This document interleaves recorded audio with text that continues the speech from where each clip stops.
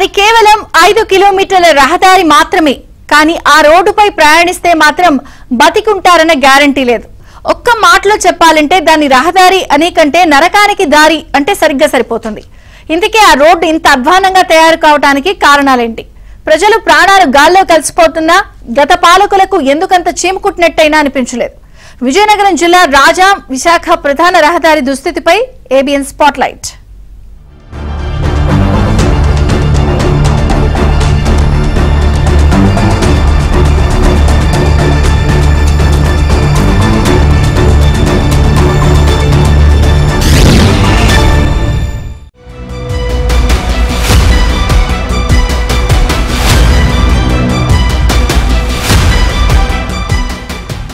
విజయనగరం జిల్లా రాజాం నుంచి విశాఖ వెళ్లే ప్రధాన రహదారి వాహనదారులకు చుక్కలు చూపిస్తోంది. విస్తరణ పేరిట ఏళ్ల తరబడి వాహనదారుల కళ్లల్లో దుమ్ము కొడుతున్న రోడ్లు ప్రజలకు శాపంగా మారుతున్నాయి. రాజాం పట్టణానికి ఆనుకుని ఉన్న కొత్త వలస నుంచి చీపురుపల్లి వరకు ఉన్న 5 కిలోమీటర్ల మేర ప్రధాన రహదారి విస్తరణ పనులు 3 అడుగులు ముందుకు 6 అడుగులు వెనక్కి అన్న చందంగా సాగుతున్నాయి. దీంతో స్థానికులు తీవ్ర ఇబ్బందులు పడుతున్నారు. కేవలం 5 కిలోమీటర్ల దూరమే అయినప్పటికీ ఈ ప్రధాన రహదారిపై ప్రయాణించాలంటే చాలు ఇక నరకానికి నడక మొదలెట్టినట్టే అంటున్నారు ఇక్కడి ప్రజలు.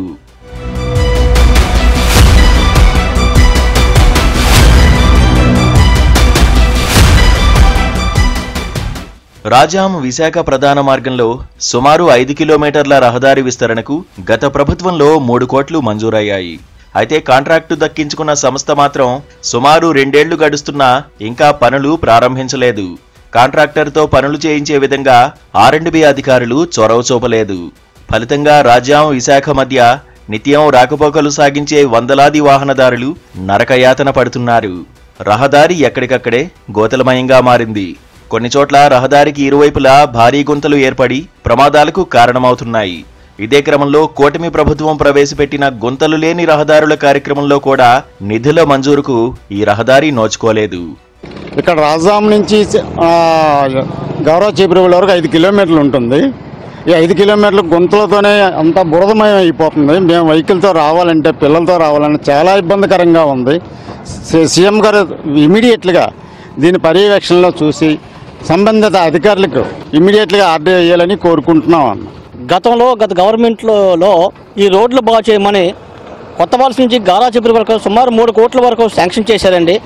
కానీ గత ప్రభుత్వం దీని గురించి పట్టించుకోలేదు. ఇప్పుడు కూడా ఈ గోతులు గుమ్ముల వలన వాహన చోదకు చాలా ఇబ్బంది పడుతున్నాము. అలాగే ఆటోలోనే పిల్లలు వస్తున్నారు. అలాగే హాస్పిటల్ ప్రసవం వచ్చిన ఆడవాళ్ళ గురించి చాలా ఇబ్బంది పడుతున్నారు. గత ప్రభుత్వంలో కమిషన్ల కోసం కాంట్రాక్టర్లపై ఒత్తిడి పెరగడంతో సదరు కాంట్రాక్టర్ పనులను ప్రారంభించేందుకు సుముఖత చూపలేదు. సకాలంలో రోడ్డు పనులు ప్రారంభం కాకపోవడంతో రహదారి పరిస్థితి మరింత దారుణంగా మారింది. కూటమి ప్రభుత్వం గుంతల రహదారులు ఉండకూడదన్న ఆలోచనతో రాజాం నియోజకవర్గంలో పలు రహదారుల అభివృద్ధికి 4 కోట్లు మంజూరు చేసి పనులు ప్రారంభించింది. అయితే ఇప్పటికే ఈ రోడ్డుకు నిధులు మంజూరయ్యాయి. పాత కాంట్రాక్టు రద్దు చేయకపోవడంతో కొత్త పథకంలో చోటు దక్కలేదు. దీంతో నాటి ప్రభుత్వ నిర్లక్ష్యం ఈ ప్రాంత ప్రజలకు శాపంగా మారింది. వైసీపీ ప్రభుత్వంలో ఈ కొత్త వలస నుంచి గౌరవ చీపురుపల్లి వరకు 3 కోట్లు 5 కోట్లు సెలక్షన్ అయింది అన్నారు. కానీ ఆ వైసీపీ ప్రభుత్వం వల్ల కాంట్రాక్ట్ వల్ల అతను చేయలేకపోయాడు. డబ్బులు ఇస్తారు లేదని అని మీ దయచేసి ఈ ప్రభుత్వం ఆదుకొని చాలా ఇబ్బందిగా ఉంది, పాసెంజర్లకు ఇబ్బందిగా ఉంది. రాజాం నుంచి కొత్త వలస వరకు ఒకలా ఉంది రోడ్డు. కొత్త వలస నుంచి గారా చీపురుపల్లి వరకు కూడా రోడ్డు చాలా అధ్వానంగా ఉంది. ప్రతిరోజు మేము గత 10 సంవత్సరాలు పెట్టి ఇబ్బంది పడుతూనే ఉన్నాం. ఎంతోమంది పడుతూ లేస్తూ ఉన్నాం. పిల్లలు స్కూల్కి వెళ్ళాలంటే పంపించాలంటే చాలా భయంగా ఉంది. ఆటోల్లో ఎక్కడ పడిపోతారో తెలియదు. అలాగే మా బళ్ళు కూడా ఏం బాగోట్లేదు. ప్రతిరోజు కూడా బళ్ళు రిపేర్లకు వెళ్తున్నాయి. పారిశ్రామిక పట్టణంగా అభివృద్ధి చెందుతున్న రాజాంలోని ఈ రోడ్డు దుస్థితి చూసిన ఎవరైనా ముక్కున వేలేసుకోవాల్సిందే. ఈ రోడ్డుపై ప్రయాణించిన చాలా మంది మహిళలు నడి రోడ్డుపైనే ప్రసవమైన సందర్భాలు అనేక ఉన్నాయి. అడుగుకో గుంత, ఊపిరి సలపని దుమ్ముతో ప్రజలు నిత్యం ప్రాణాలతో కొట్టుమిట్టాడుతున్నారు.